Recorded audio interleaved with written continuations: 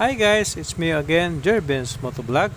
Ito sa ating episode na ito, papakita natin sa inyo yung restaurant na Huggies Barko na matatagpuan dito sa San Jose Occidental, Mindoro. Tara guys, tingnan natin kung anong itsura ng restaurant na yun na Huggies Barko. Ayun, may mga nagbukas ng mga kainan. No?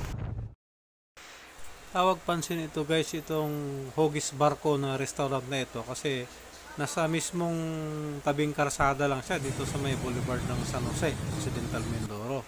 So mapapansin mo kanyang hugis at saka yung kanyang kulay, kaya tawag pansin siya. Actually dito sa San Jose Occidental, Mindoro, kapag hapon nagbubukas yung mga kainan dito, mga bars, dahil hapon dito ang maraming tao, maraming namamasyal dito sa boulevard. Mahaba ito guys, mahaba itong boulevard na to. Sa dulo nito, doon ako naka-check-in dati. Ayun guys, may mga nagpapa-shoutout pala sa atin, bagong subscriber natin dito sa San Jose Occidental, Mindoro.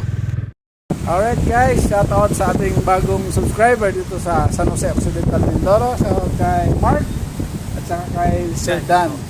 Shoutout sa inyo mga sir. Na-meet natin sila dito sa may restaurant to sir, no? Yes po. Restaurant na Huggies Barko. Alright, thank you. Okay, sige. Maliban sa maraming pasyalan, ay mayaman din ito guys sa kasaysayan itong San Jose Occidental, Mindoro. Check natin dito guys. Ang Mindoro ay nahahati sa dalawang probinsya, which is ang Oriental at saka yung Occidental. So itong San Jose ay nabilong siya sa Occidental Mindoro, which is ito ang first class municipality. Nagiging temporary capital ito guys noong 1950 after ng World War II, bago siya na i-transfer sa Mamburao. Dito naganap guys ang bakbakan ng mga Amerikanong sundalo laban ng mga Japanese Imperial Army noong December 13 to December 16, 1944. Kasama na rin lumaban ang ating mga ninunong mga Pilipino na nakipaglaban sa mga Hapon. Dito makikita natin guys yung mga marker dito. Ayan.